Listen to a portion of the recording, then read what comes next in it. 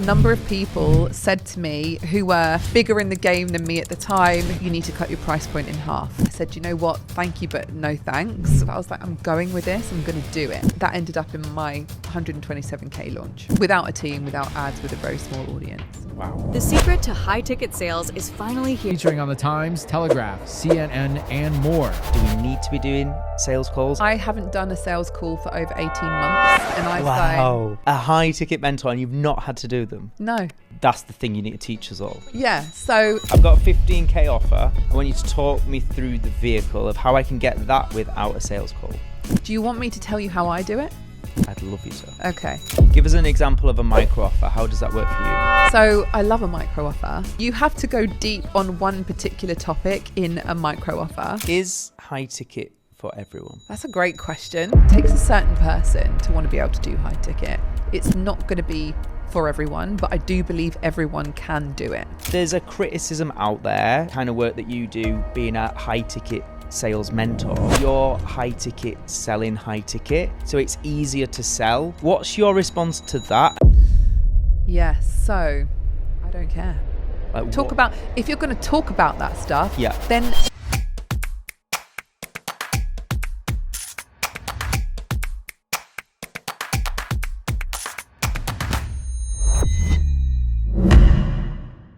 Tania, welcome to the show. thank you. So we met literally a year ago, and then I had the privilege of speaking at and attending your amazing retreat in Ibiza. Yeah. We had the best time, and I think the thing that I loved about your retreat, there's multiple things. One, it was in a beautiful place.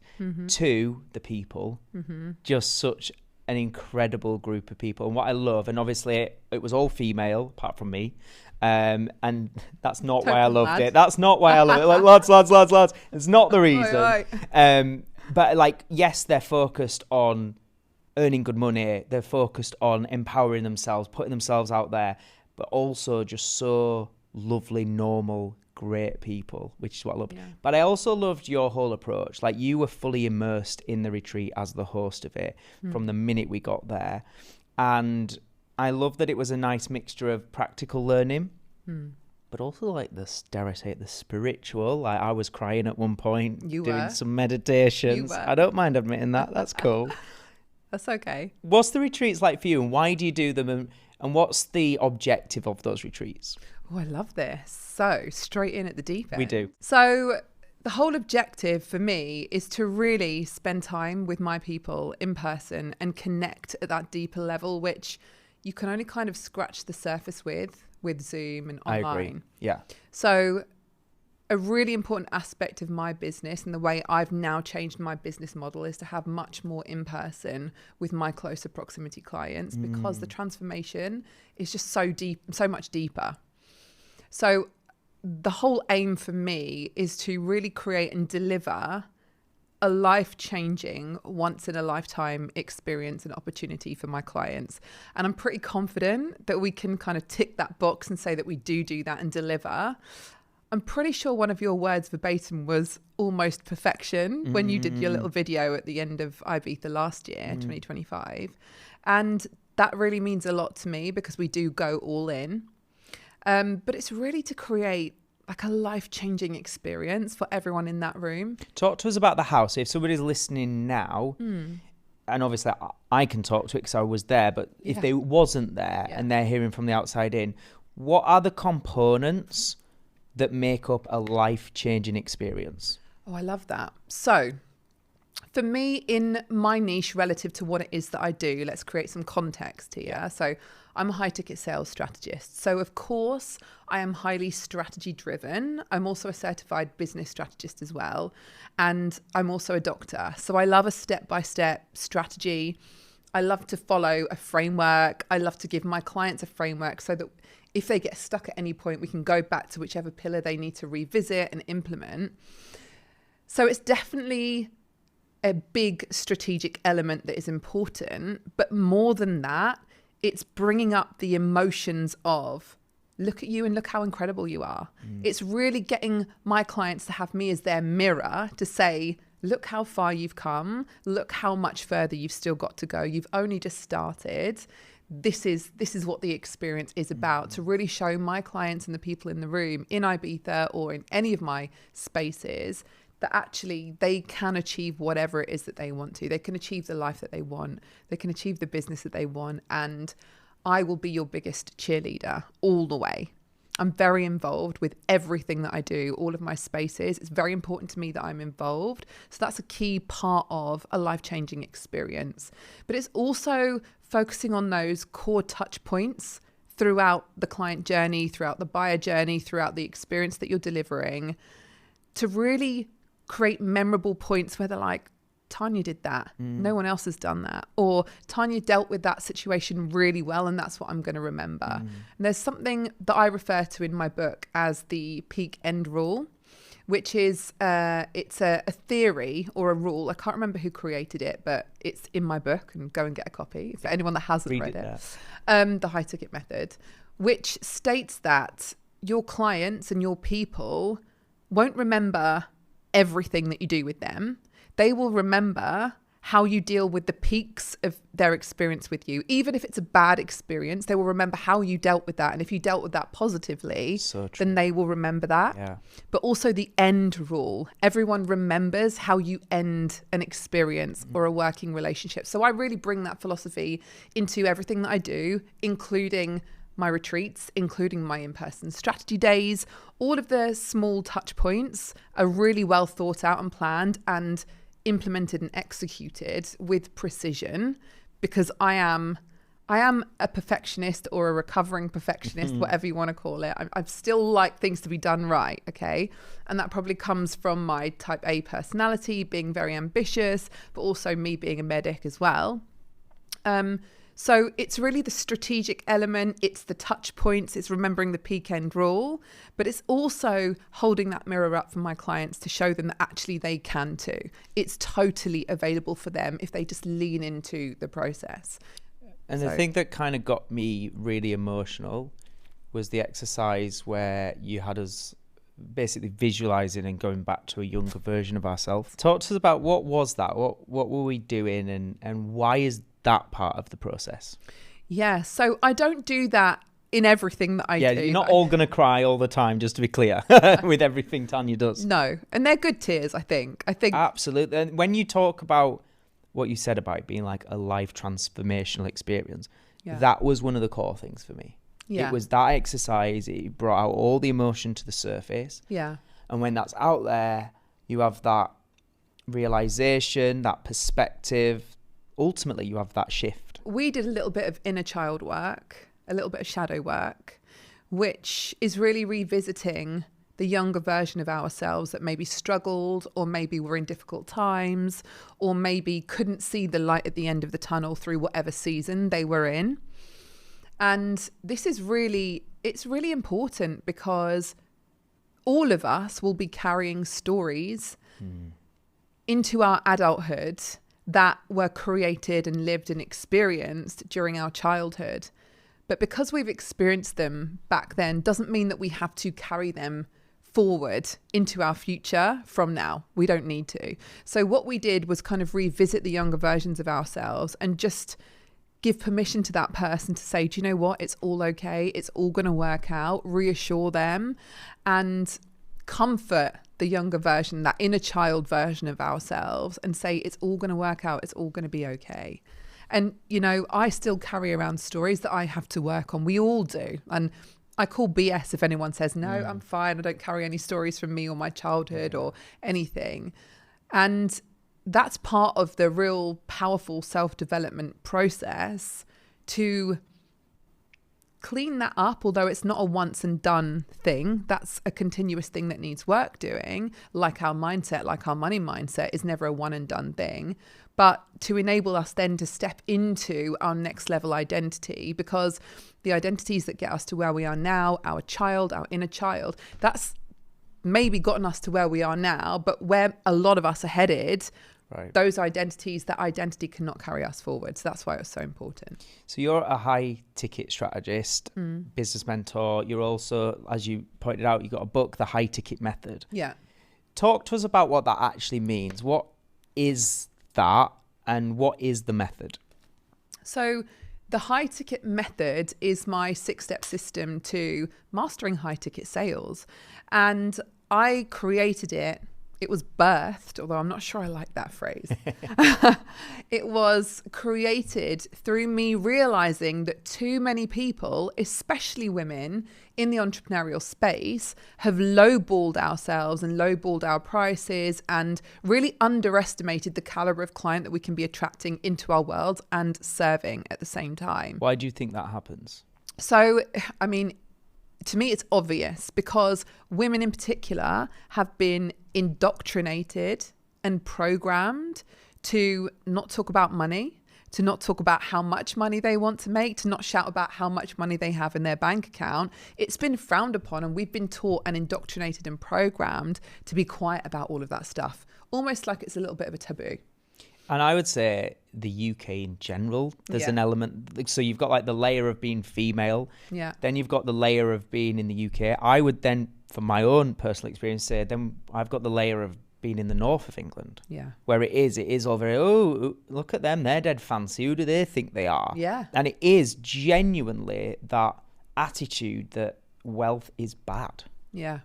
Like you shouldn't aim for it, or you should tear people down that are wealthy. Like that is, for so many of us, that's our upbringing. Yeah, absolutely. And I mean, it's okay to have that as long as you recognize and acknowledge it, but then do work to let go of that consistently. So, you know, I spoke about at Business Mastery actually on stage about the fact that up until my 30s, if I ever saw a young guy or a young person driving a fancy car, a mega car like a Ferrari or a Lamborghini, my instant reaction until my 30s, at some point in my 30s, was they have to be a drug dealer.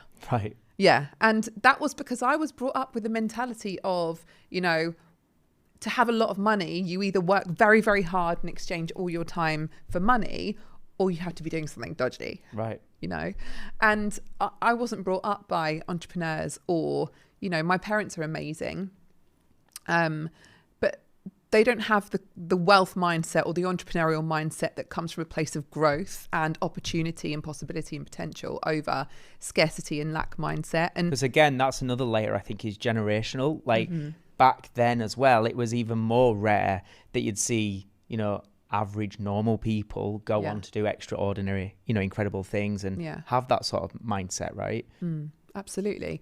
Yeah. And it's obviously now it's much easier for us to tap into the wealth and the lifestyle and the freedom that we want. But even when we were younger, it wasn't such a common thing up until social media kind of hit, really. Yeah. And I was at medical school when Facebook came out. So I remember it. I was probably 17 or 16 at the time. We were like, what's this Facebook thing?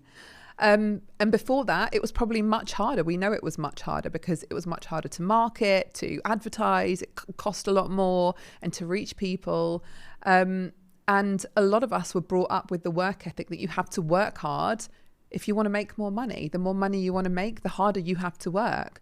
And I've had to do a lot of work to let go of coupling those two things. Yes, there is a season, if you're an entrepreneur, in business where you have to work really hard, and you and I are great examples of that.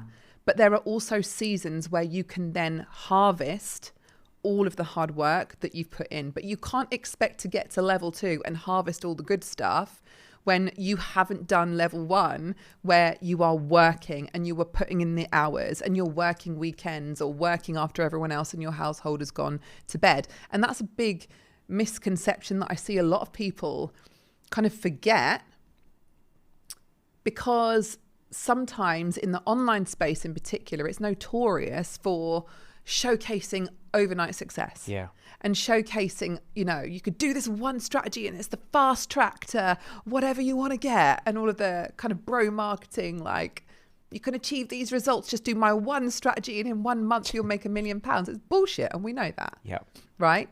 And I'm really passionate about being honest with my people, with my audience, my clients, my friends, about the hard work it takes and the challenges and the perceived failures. I don't believe in failure. I call it perceived failure, because there's always feedback from failure that we get to work on and do better with. I'm really passionate about all of this. I'm just going to take a pause a minute because I need to tell you about literally one of my favourite people in the business space ever. Jo Simpson. A lot of you who listen to the show may already be aware of Jo, but you probably don't know just how incredible she is. Jo is the founder of JK Business Services and also the profitable CEO. Now, I just knew Jo as this really lovely person who is great at networking, connecting you to people and opening doors for other business owners.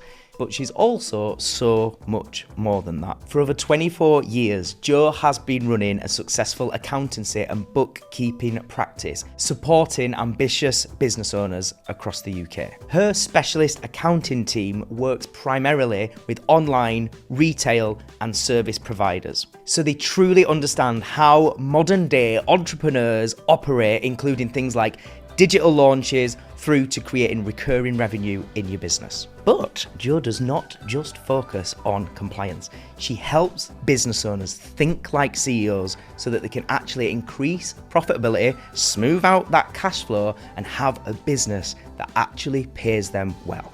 If you've ever wondered how much you should actually be earning in your business to fund the lifestyle that you want, cover all your taxes, and create sustainable profit, you're in luck, my friend, because Jo has actually created a completely free tool to help you work that out right now, this second, and it's really exciting to do it. Her target income calculator will show you exactly what your revenue needs to be right now to actually get that take-home income that you want. But more than that, when you download it today, you'll also receive her Profit First Manager tool, also completely for free. What that's going to help you do is create a smarter cash flow system right now. So head to the link below and enter the code SUCCESSCHOOL, all one word in uppercase, to go and download your free copy right now and start taking control of your numbers like a true CEO. You will not regret it, and either way, you just need to go and connect with Jo. She's blooming amazing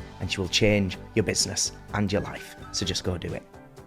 Right, there we go. Back to the episode. One thing I know you spoke about that is aligned with this is, yes, it's about empowering people, and females in particular, I know is your kind of niche, to truly charge the money they're worth and have the confidence and the conviction to charge that, and the belief to charge that as well. But also I love, as you spoke about earlier, you're very much strategy led. I remember you speaking at the retreat about how ultimately it's about creating a business with a full ecosystem where, as much as you teach high ticket sales, you also speak about things like recurring revenue and having like different things in your offer suite. Do you want to just speak about how you teach that? Because I think some people will think the downside to if you only have high ticket clients and then, you know, a couple of clients come to the end of the contract and you don't replace them, there's these huge peaks and troughs in income when you're doing high ticket. But I know the way you teach is a little bit different. Yeah, so I'm really, really strict, like really on monthly recurring revenue. Funnily enough, I delivered a session yesterday in one of my programs called the Summer of Sales, and that's very much about building your monthly recurring revenue and daily sales actions and strategies during summer when everyone thinks that sales stop, people stop buying. So this is really timely. So yes, I'm all about high ticket. And I think if you bring something world-class and valuable to the table that creates a life-changing transformation for your clients' lives and or businesses, then you absolutely need to have a high ticket offer within your product suite. But that is not to say categorically that you shouldn't have low or mid-ticket offers in your product suite. However, if you're at the earlier stage of business, my advice most of the time, obviously we need to bring context in as well, to the majority of my clients, is that start with a higher ticket offer because you don't need volume, you need quality over quantity. Right. So it's going to be much easier for you to bring in the revenue that you want to if you're selling smaller numbers of high ticket spaces. But there has to be room for a low and mid ticket offer because not every high ticket client wants to jump in bed with you as soon as they come across you. They want to try you out a little bit. They want to date you a little bit. They might want to come into a low ticket offer, which I refer to as micro offers. And they may want to come into something mid ticket, or they may just come into a low ticket love everything that you do, and then jump straight into a high ticket offer, which has happened with me on multiple occasions. And that's exactly why my product suite is designed how it is. It's actually really simple. I've got a low ticket calibration space, which is £47 per month. I have a mid-ticket, sort of mid to high ticket space, which is the high ticket circle, which is where we master high ticket sales. And my clients inside get everything on how to do that, from speaking on stages and selling high ticket to messaging and authority and all the things, which is just over £5,000. And then we have my higher ticket spaces, which are 5 and multi-5 plus figures. It's a very simple business model, but we've got something for everyone. However, it's not for everyone in terms of level of where they're at. It's all for the same person. But if they don't want to jump straight into bed with me and going in straight high ticket, they don't have to. They can come and try me out in the low ticket or in the mid to high ticket space. And then, of course, I've got my other things, my in-person things, like my strategy days and the retreat. This year is going to be the last Ibiza retreat, by the way. So that's just... shock horror public announcement, but it doesn't mean to say that there aren't going to be other retreats. Sure. So monthly recurring revenue is so important, and you can build that from high ticket offers as well, but it's kind of based on the premise that don't just go for pay in full cash injections. Create incentives for that, sure, because a cash injection is really nice, but actually it's not the sexiest thing if you don't have monthly recurring revenue coming into your business in the first place. Because great, you can celebrate a 10k client or a 5k client paying in full this month, but then if you come to the first of the month next month and you're starting from zero in terms of recurring revenue, you're going to go into panic mode, into hustle mode. You're going to go into, oh my god, I need to do push. Whereas if you have consistent, solid monthly recurring revenue coming in, you get to sell from a place of confidence, from a place of abundance, from a place of growth, not from a place of scarcity or lack. And that just is so much more magnetic. Big difference. Yeah. It's an entirely different energy. Of course it is. And it's also a much more sustainable, sellable business model, right? Having that recurring revenue. Something you touched upon there is, you encourage people when they're maybe got a smaller audience and they're starting out, it's like go high ticket first. And I know from my experience, I say very similar. I'm like, when you're still building and you've not yet got this big brand that everybody knows, selling something for example, £49 a month, it's going to be a lot of work to even make a couple of £100 a month, right? It will make no dent in your income goals. That's exactly what I say. Exactly. And then it's stressful, and then you're doing all this work for those 5 people paying £40, and it's just, but the mindset for a lot of people when they're starting out is, well, I've not built up the credibility yet. I've not got the confidence yet. So that seems a really scary thing to start with the highest ticket. Yeah. And from a mindset perspective, I guess a lot of people want to just dip their toe and start with the £49 or the £30 a month kind of thing. So I guess a lot of it is a mindset game, right? How do you help somebody, if somebody's working with you right now and they are a bit earlier on and they're hearing that and they're like, oh my God, I can't charge that. How do you help them with that mindset and that confidence to be able to? So I get them to list out exactly why they are the expert in what it is that they do, and exactly why they are the only person that does it in the unique way that they do it. So I literally get them to list it out so that they can see it in black and white tangibly, so that they can move on from there. Now, of course, it's a mindset thing. But it's also, what it comes down to for me and how I teach my clients this is, if you want illogical results, if you want illogical income, you can't sit back and not do the illogical actions. You have to bet on yourself first. You have to go first. So there is going to be, for every one of us, there was a first time when we ever served a high ticket client. Right. I remember when I was first a property mentor, and that's how I started in the online space, because I'm a property investor as well. When my first client said, I really want to work with you, and she said yes to the £4,000, I was like, are you serious?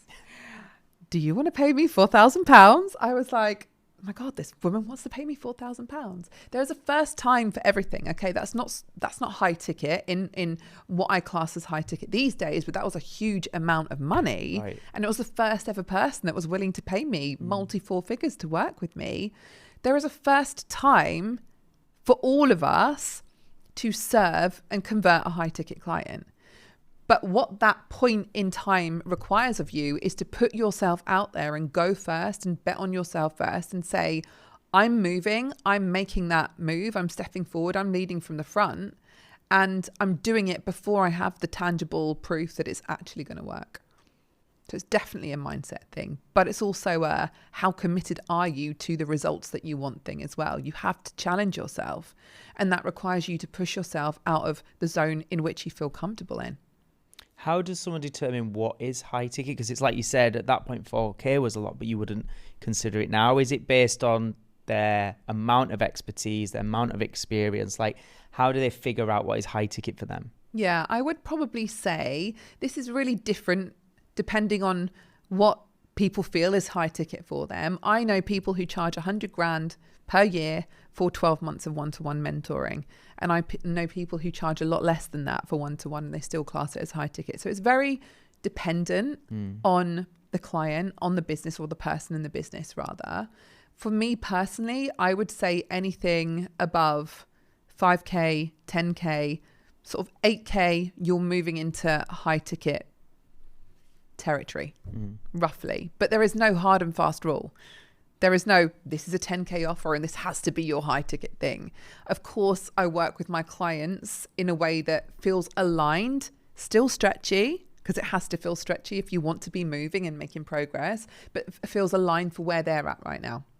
And do you ever get it where a client's just like, oh my God, I cannot ever imagine charging that? Yeah, I've had clients who've said, I've never had a 30K client, and then they've gone and signed their first 30K client. So let's talk about the how. When we look at the strategy of high ticket sales, when we're selling high ticket versus maybe low ticket or whatever, what are the fundamental differences? What are the things we need to be doing that maybe we wouldn't if it wasn't high ticket? The first thing really is your messaging. So you have to be absolutely crystal clear on who it is that you're speaking to, on the ideal premium matched buyer. That's what I refer to as your ideal client, because we're only dealing with ideal premium matched buyers over here. Nice. It really comes down to knowing that person inside out. And I'm not talking about demographics that her name is Liz and she shops in M&S and she drives a Mercedes. We're not talking about that. Of course, you could bring that into your content, but we're talking more about psychographics, more about how he, they, she moves, about their identity. Like, who are they? How ambitious they are? How ready and willing are they to move and take action on whatever it is that they want? So that's the first fundamental piece, really understanding and clarifying who your premium matched buyer is. Now, there is a caveat or a side note, and that is that a lot of people are really underestimating who their work is actually for, or they know who their work is for, but they still lowball because they feel comfortable serving these people, because these people are still paying their rates and it's okay money, but they're settling for a certain type of client and a certain type of income that maybe they know deep down they've outgrown. Yeah. And that's what I'm not here for. I'm very, very straight to the point with my clients to say, look, this is the reason why this or this isn't working. It's because you're speaking to the client that you are no longer aligned to serve. You need to be up leveling. And that's when they're like, oh my goodness, I can't do this, Tanya. And I'm like, yes, you can, because I've done it myself. And once you work through that, and then you start attracting the clients that you knew all along your work is worth. Goodness, we've got a visitor in. Fly attack. Yeah. Everything starts to happen. It's like a cascade effect. The ripple effect starts, but you have to have that emotional intelligence to say to yourself, actually, this is what I want. Is it going to feel easy to up-level your messaging and speak to a premium matched buyer if you've been speaking to low ticket buyers for all of history? Of course it's not. It's going to feel stretchy. It's going to feel hard. It felt hard and stretchy for me, but that's one of the core pieces that has to be done. You need to know your buyer inside out to be able to speak to them and attract them. Of course, your positioning comes into it as well, which means that you have to put your stake in the ground about who you are, what you are the expert in, and literally stand on that, stand on business for that. Those are the two core fundamental pieces that I just drum into my clients day in, day out. You have to know who your ideal client is, who your premium matched buyer is, and you have to be convicted in who you are and your positioning. So we all know that everybody is talking about AI right now, and we all know it's not going anywhere anytime soon. In fact, it's very much here to stay, not just in our lives, but importantly in our businesses.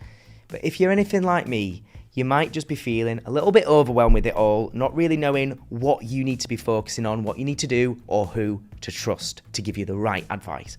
Well, do not worry, my friend, because I have a very good friend. If you're a regular listener to this show, you'll know she's already been on this podcast. She's been speaking in our membership, and she has been helping us develop our AI tools in Success School. The one, the only, the incredible Rebecca Whitney. Now, from my experience, when you see most courses around AI, they just move really fast, they use really complicated jargon, and it's taught in a way that feels like you already have to be an expert just to know what they're talking about. Rebecca Whitney is the complete opposite. And that is why I highly recommend her AI to Scale Accelerator. She doesn't use the complicated jargon, it's easy to follow, it's broken down step by step, and it will help you understand how to utilize AI in your business in a way that enables you to be able to truly scale. Now, if you're already a member of our Success School membership, you may just be familiar with a very fun, amazing chatbot called Mattbot, my very own AI chatbot that we have. Now, we have been getting incredible feedback from people who have been talking to Mattbot. For those who are not familiar, it's basically taken all my information, everything I teach, all my masterclasses, all my podcasts, and also my yet to be released full book that I've written. It has all this knowledge, and people have access to chat with the AI version of me 24 hours a day, 7 days a week. So if you've got that idea at midnight or 1 a.m. and I'm in bed asleep, which hopefully I will be, you can still get access to the kind of guidance that I might give you. It's been really successful, basically. People rave about Mattbot, and Rebecca is the brains behind creating Mattbot. In her AI Accelerator, she will teach you exactly how she creates those kinds of things and how you could do the same for your business too. So basically, if you want to now finally grab hold of AI and truly understand how to use it, Rebecca and her team will teach you the systems that you truly need to know. And what is really lovely is because you are a friend of ours and a listener of this show, she is giving you the first 30 days into this accelerator completely for free. You know what you need to do? Head to the show notes below this episode right now, click that link, sign up, and start mastering AI today. Great. So messaging, positioning. What about sales calls? For high ticket sales, do we need to be doing sales calls? And if so, what's the way to do them? So I'm not going to say yes or no. I haven't done a sales call for over 18 months. And I Wow. A high ticket mentor and you've not had to do them? No.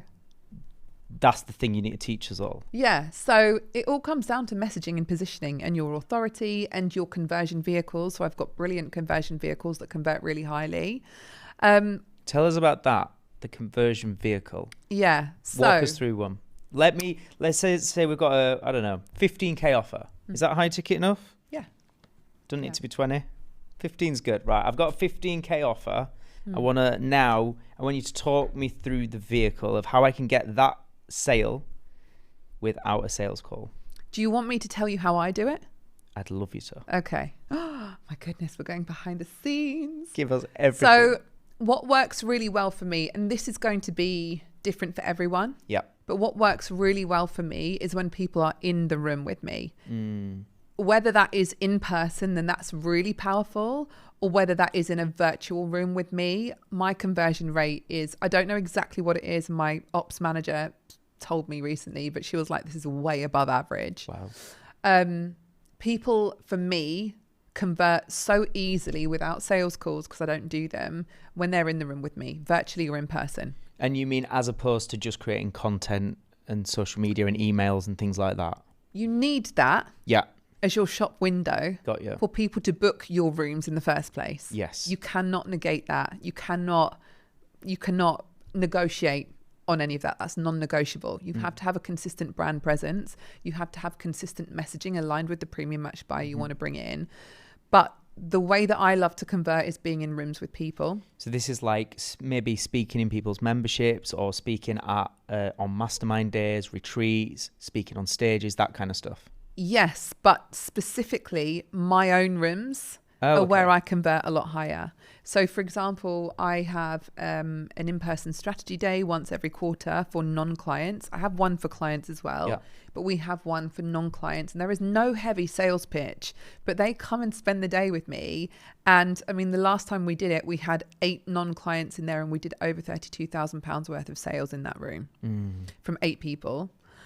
And it's because they see your brilliance and they see how you move the room, and you can't fake that when you're in person. You can't do that. Of course, you need the content and the brand to back that up, to get people into those spaces in the first place. So that's the first part of the strategy then, is designing the kind of, whether it's a Zoom room or an in-person day, designing an opportunity for people to come and experience your brilliance over a period of time versus just an email or a bit of content. Yeah. What are the core things within that experience that you know you need to do without it being a hard sell at the end that are going to result in sales? So there does need to be a sale, but if you do your job properly in the way that I do it, you can seed those containers that you would like people to come into and that you want to invite them in during the day or during the experience. You can definitely seed it. You can reference clients' wins. You can reference testimonials. There does need to be I would love to invite you in if this feels aligned, but that's literally what I did last time. That's it. And at lunchtime, we had people like, send me the link. I don't know what it is, but I'm in. And I had a message from one person who was like, I knew I had to work with you just from the morning session.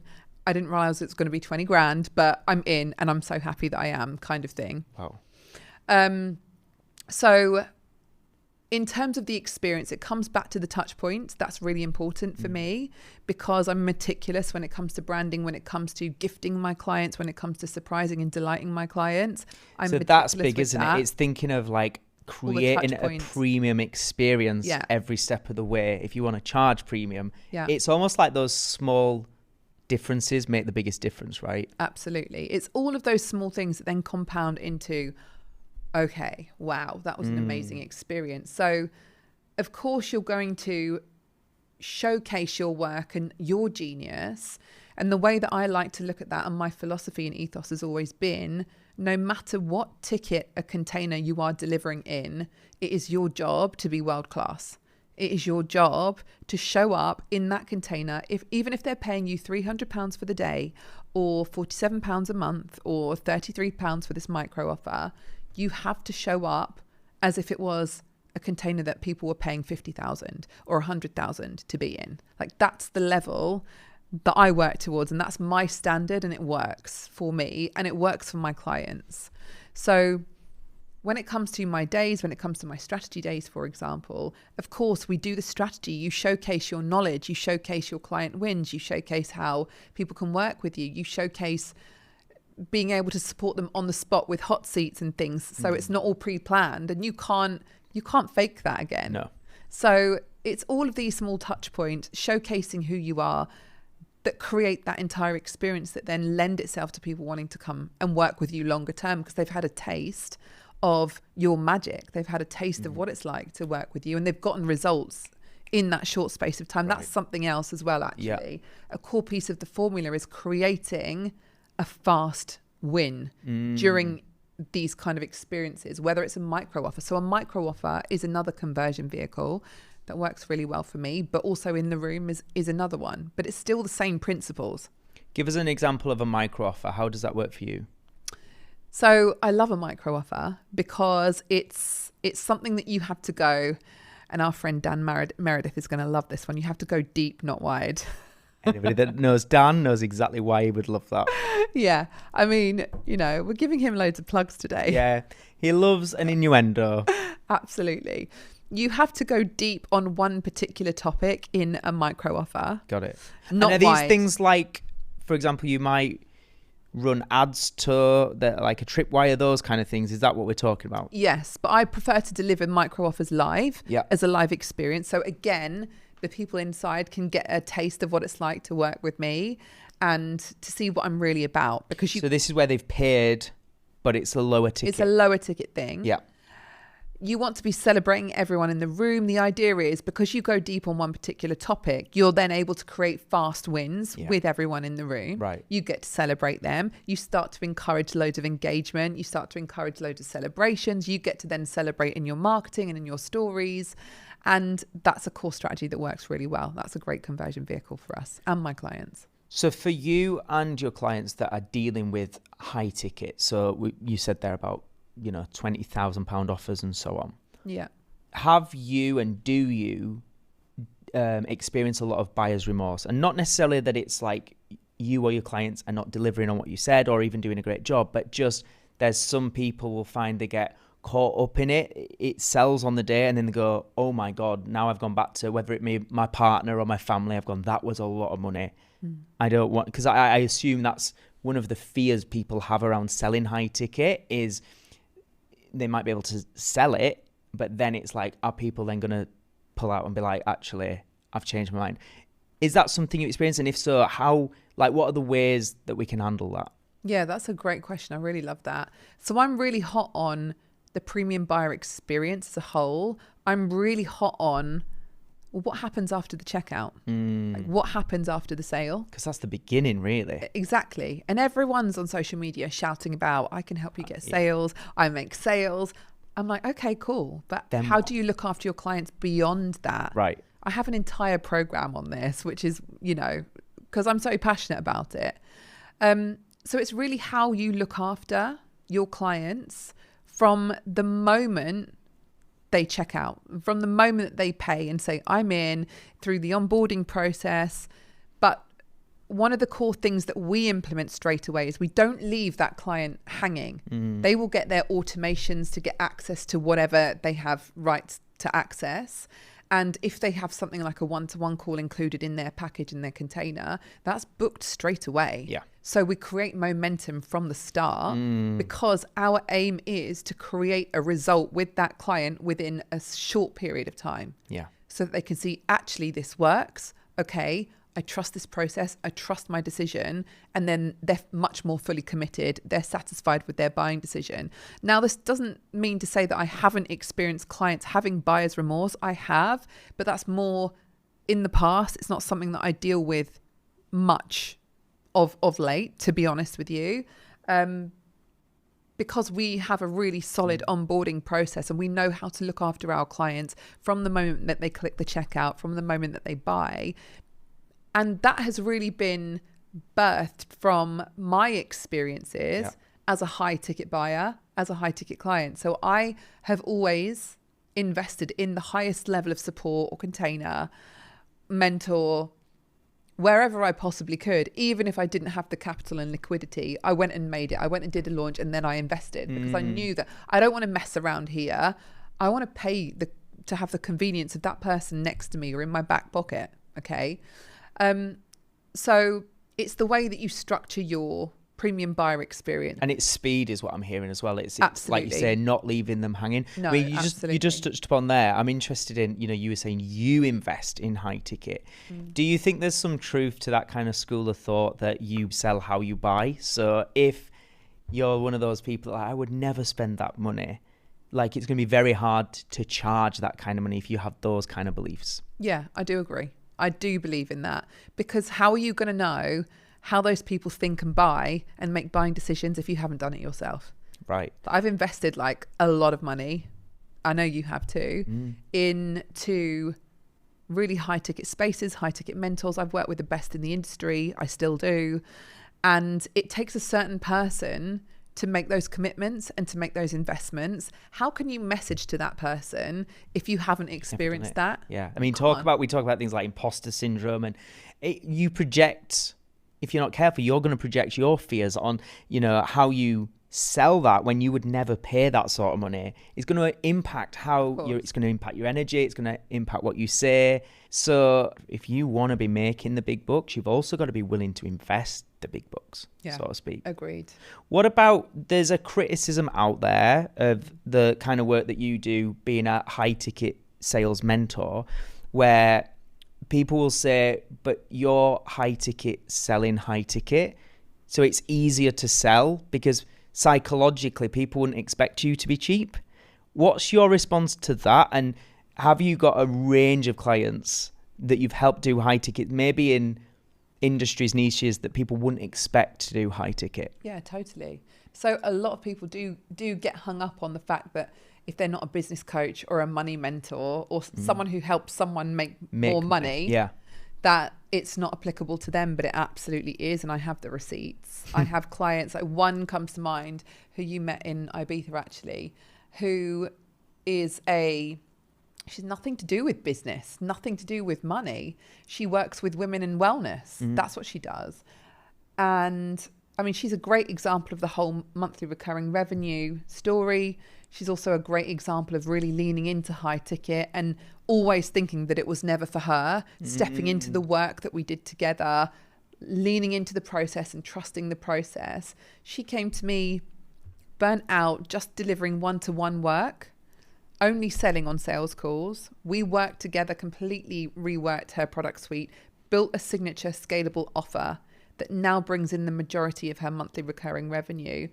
Now to the point where she says, and she doesn't do sales calls either now. So she's on holiday drinking an Aperol with her family. And she's like, I've got a new sale. I can't believe this is happening to me. I always thought that this was for other people. And she's now banking, I need to get the numbers right, 90% more cash in the bank, working 33% less, because we've made the one-to-one work the cherry on top, which is one of my key philosophies. Don't rely on one-to-one. There is a time and a season for it, of course, as we've discussed already. But she's in this incredible place where her business is booming and she's not tied to it all the time. She isn't the entire system. So she can then go and spend incredible family time with her family and, you know, her child and husband and friends and all of the important people. And that's why I do what I do, to really help people change their businesses, but then change their lives. So she's a great example of the monthly recurring revenue story. She's also a great example of initially not believing that high ticket was for her, leaning into the process, creating high ticket offers, putting her prices up, and then attracting people with more ease because she was more into the messaging. She knew who she was speaking to in her messaging, who her ideal premium match buyer was. And then it all became apparent that actually she can too. And I love that you mentioned seasons there as well, because I think that's a core thing to recognize, is knowing what works in one season won't be right for the next, but there's a process to it. And it's having that awareness of where you are. And like we say, in the earlier days, one-to-one can be a great way to kind of get established, get results, testimonials and all that kind of stuff, and drive revenue into your business. But if you're looking for a life of freedom and choice and flexibility, and your business is 99% reliant on one-to-one work, it's kind of not going to work, right? If you're always trading that time for money, like you touched upon earlier. So I think that's like a really important message for anyone listening, is recognizing what season they're in and making sure they're not taking advice that's not relevant. Because I think that's a mistake a lot of us make, is we compare ourselves to someone who's on a totally different chapter to us. But they're in a different season to what we're in right now. You can't compare apples with pears. But we do. And that's the problem, right? I just need to tell you about an absolutely flipping awesome person right now. Chantel Carter is a rapid transformational therapist. She's also a psychology graduate, and she's a subconscious programming specialist. Now that's a mouthful, but basically it means she's very, very qualified and can help you. I've had the privilege of working with Chantel over this last year, and when we talk about people who lead with integrity and genuinely care about getting results for people, Chantel is the real deal. Chantel specializes in helping high-achieving female entrepreneurs actually get results. If you're the sort of person who knows you need to get more visible, but you procrastinate, you fear judgment, there's all these kind of mindset blocks, Chantel is the solution for you. For so many of us, we focus on getting the strategy, but the strategy will only work if we work on the inner work and do the mindset stuff. And basically, that is exactly what Chantel helps you do. Chantel is very unique in the way that she works because she blends RTT, neuroscience, and also practical nervous system regulation to help you overcome things like imposter syndrome, self-limiting beliefs, self-doubt, all that kind of stuff that holds us back. She will help you work through that so that you can actually move to that next level and start getting solid, consistent results. The key thing that Chantel does is she does the deep identity transformational work, which means that clients report leaving working with her feeling calmer, clearer, more decisive, and able to truly own the business that they want to own. If you're ready to stop just doing the surface level stuff and managing the symptoms and get to the root of what you need to do to truly move forward, Chantel, very simply, is the person you need to get in touch with. Go to the show notes right now. You'll find the links that you need for more information. Get in Chantel's world and allow her to truly help you. Now, let's get back to the conversation. What are the mistakes that you see in selling in general? If people are going, look, I just generally struggle with sales, and I'd love to hear from Tania now about like the core, like here's the do not do this. What are some like almost quick fire tips you can give people of like, don't do these things? The first thing that people really need to remember, and one of the core mistakes that I see, is people forget there is just a normal person on the other side of that DM message or on that other side of that phone call. It's just a normal human being. You are not there to push something on them that they do not want. So I see sales, and I see feminine high ticket sales, as a sales process which feels like a win-win both for you and for your potential client. It's not a case of buy my thing and pushing it on them and being really like sleazy with the sales. It's nothing to do with that. It's being very much detached from the outcome of the sale, but remembering that there is a normal human being within that conversation.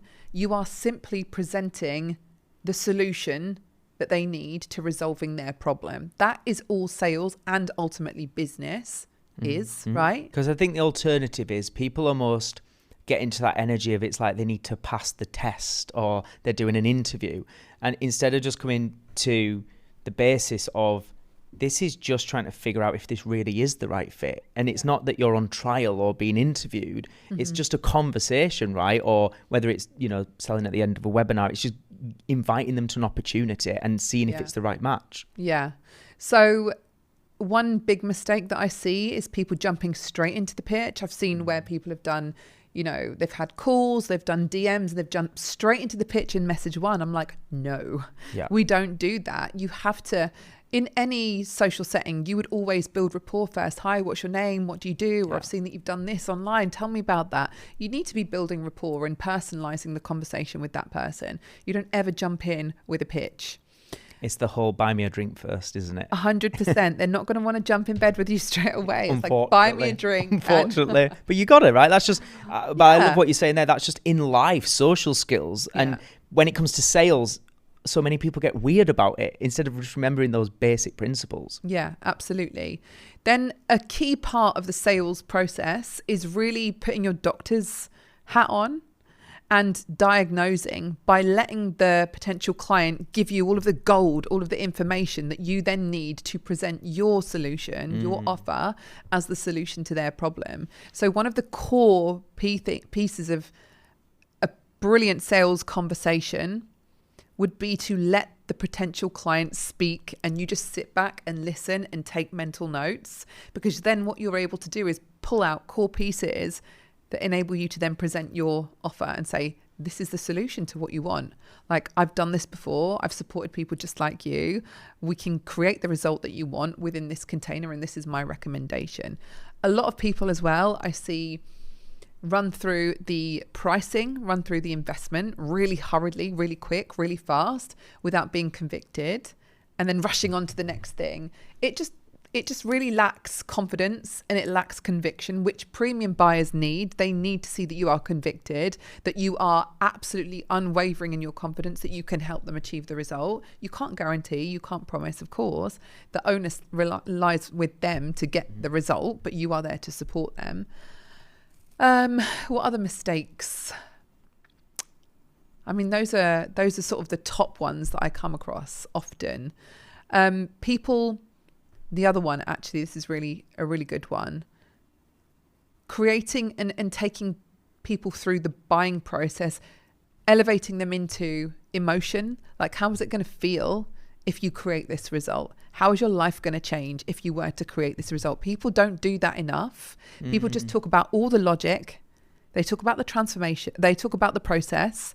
They don't talk about the transformation, where people actually, all they're buying is the transformation, not the process. People want to buy the beach body where they get to wear their brand new bikini, sip a pina colada and look their best and their hottest AF on the beach in Dubai. They don't want to be buying the PT sessions and the cardio sessions. They don't want to buy the process. They want to buy the transformation. And that's something else that people really miss. Sell the transformation.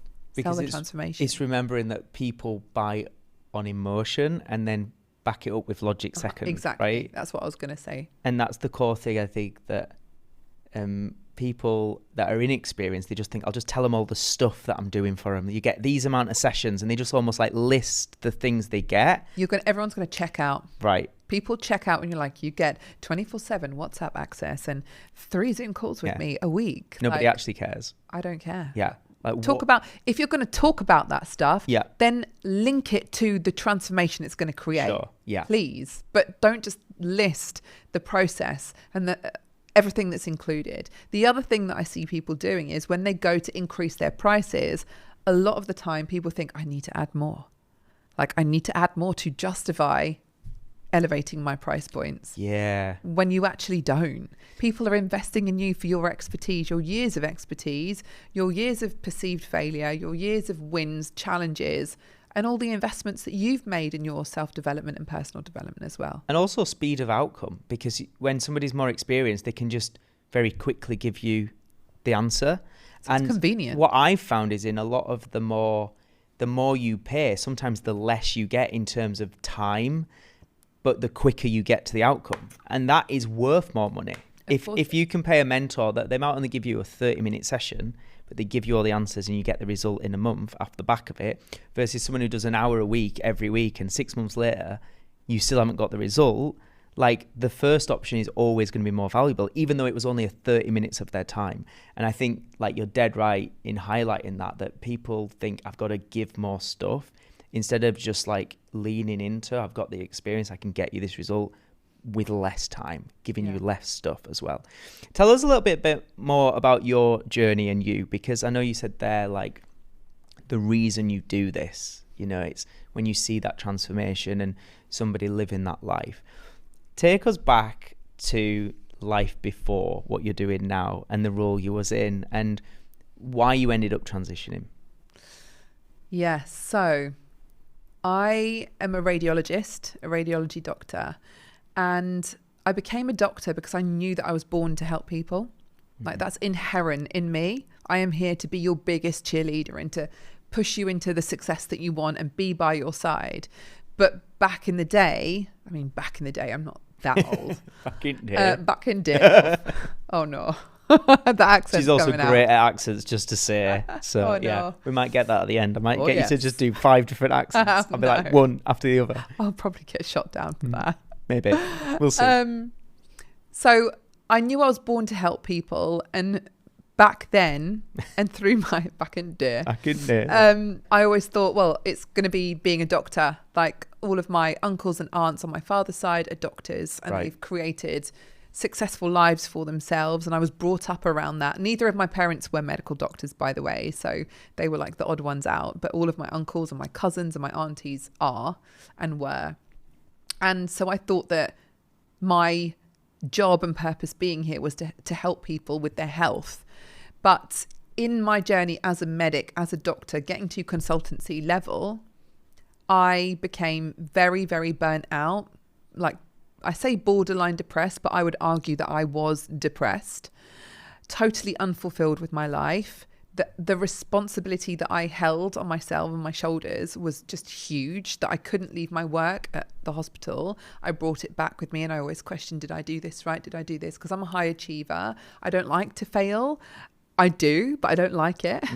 And of course, like, there is very little room for making mistakes as a doctor. So it got to the point where I was just incredibly unhappy. I would come home running to my husband, just crying my eyes out, saying, I don't know how long I can do this for. It was just that bad. It was so bad. So we had a conversation where he said, we need to find something to get you out of this. We then fell across property randomly. We don't come from a background of property, knew nothing about it. And we fell into it. We sold our home instead of buying a new one as our first daughter was born. We utilised the capital we raised to then start our property portfolio. So we got into property, we moved into rented as our first daughter was born almost 10 years ago. And then my entrepreneurial journey started from there. So I started in property. I started posting about how things were going and the results. And I started getting people reaching out saying, Tania, I want you to teach me how to do this too. That's when the mentoring started. And it soon came to me. I soon realized that I was delivering programs and selling programs at a much higher price point, sort of around 3 times higher than the average price point for group programs. And then I realized, hang on a minute, I'm doing high ticket sales, like I'm doing high ticket pricing, and I'm doing really well. That's my thing. And I had an incredible brand strategist working with me as well, who helped pull this out of me. And I was like, oh my God, light bulb moment. I do high ticket. Like, that's what I need to be known for. And I'm so pleased that I had that pivot. I don't do any property mentoring anymore. I've got a property portfolio still, but I'm so happy with doing what I'm doing at the moment. There are big things to come from me. So in Q4, there is something launching which is completely different, like totally unrelated but related. But it's something that I'm very excited about, very terrified about as well, because it's something completely new. Can you tell us anything about it? Give us any insights, teasers? It's just going to change the game for a lot of women. That's all I can say at the moment, really. I'm very excited about it, but I've also been sitting on it for far too long. So this is a lesson for everyone. Like, don't sit on your ideas for too long. Like, just implement and get them out there and test the water. Ultimately, that's what business is all about. But coming back to my story, that's really it. I knew that I was born to help people. Initially thought it was medicine. I now realize it's helping people elevate their businesses to master high ticket sales, to get them to the stage where they are living the freedom-based lifestyle they want. And I honestly, like, hand on heart, haven't looked back. I do miss parts of my medical job, being part of a team. It does get really lonely as a solopreneur at times, even though I'm building the most fantastic team around me. It's still majority of the time virtual. So it does get lonely. So I do miss that team element. And I miss how I had to strategically think when diagnosing someone based on the images that I saw in front of me. But I get to bring that over into strategy and into, firefighting problems and strategizing with clients and, planning with clients, which I really love. Is high ticket for everyone? That's a great question. I think everyone can do high ticket, but I don't think everyone will do high ticket. It takes a certain person to want to be able to do high ticket. It's not going to be for everyone, but I do believe everyone can do it. Nice.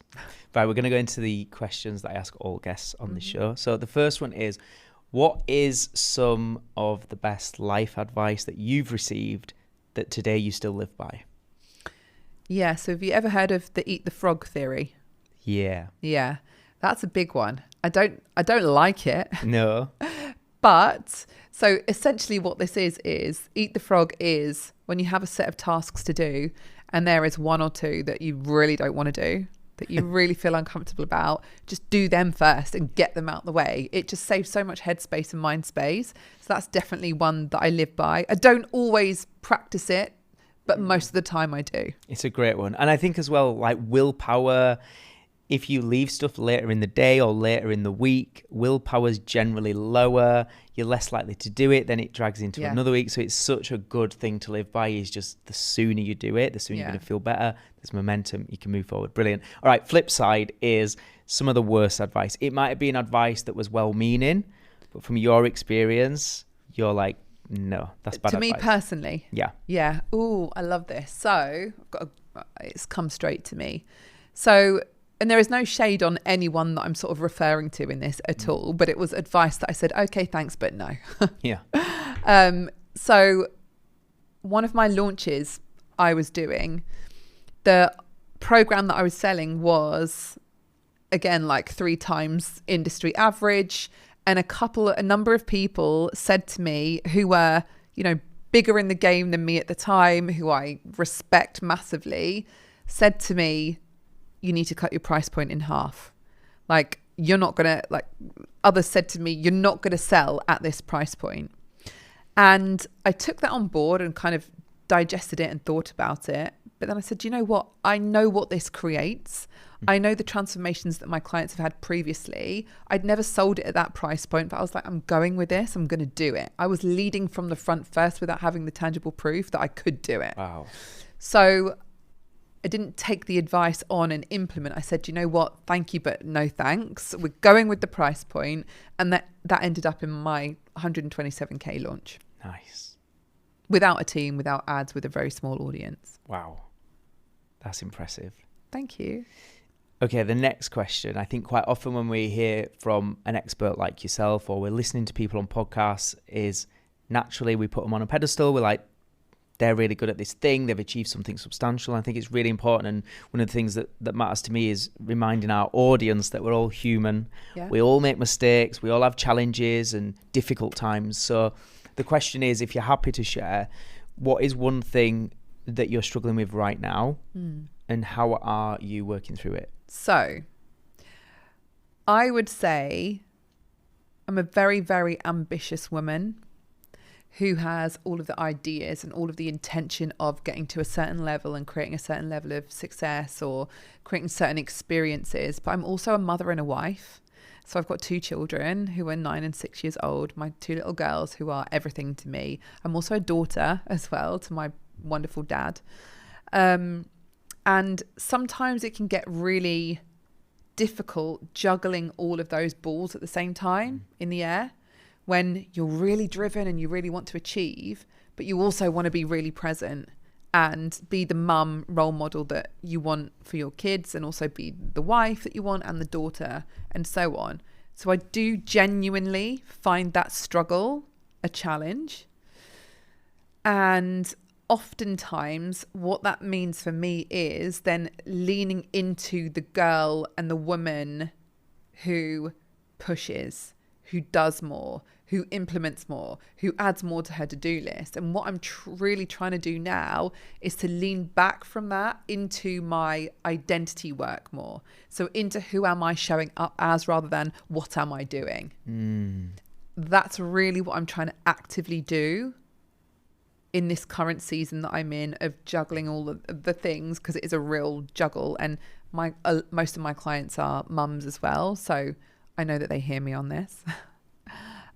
It's not easy. How well do you think you're doing in terms of achieving that?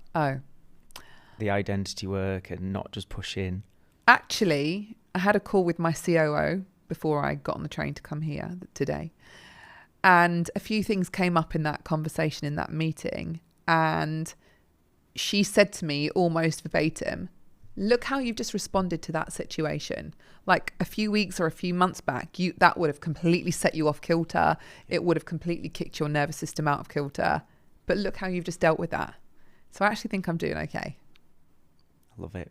Tania, this has been excellent. It's been so good. And I'm really pleased that you've been able to share so much kind of tangible advice, because I know for a lot of people, high ticket sales is something they love the idea of. Yeah. But they're just like, but how, and how could that work for me? So I really hope that there's loads of people that have got a lot, and I'm sure that they have got a lot from listening to this. If people are hearing about you for the first time and they're like, I need to get into Tania's world, I want to connect with her, I want to follow her, what's the best ways they can get in touch? Come and connect with me on Instagram at Freedom with Tania, Tania, and drop me a message. Just let me know where you've come from. Let me know that you've been watching Matt's podcast, and then I'll be like, yay, I'll celebrate you. Yeah, do it just for that. My ego needs all the praise. Tania, thank you so much. The final question that I ask all guests is, Tania, what is your definition of success? Living a life that feels free, where you get to choose what you do with your time, who you spend your time with, and the opportunities that you can either say yes or no to. But having that opportunity to say yes or no, having the choice to say yes or no, that's true success. I thought once it was all about the bags, all the shoes, all the houses, all the cars, but it's so far from that these days. Nice. Tania, thank you. Thank you for having me.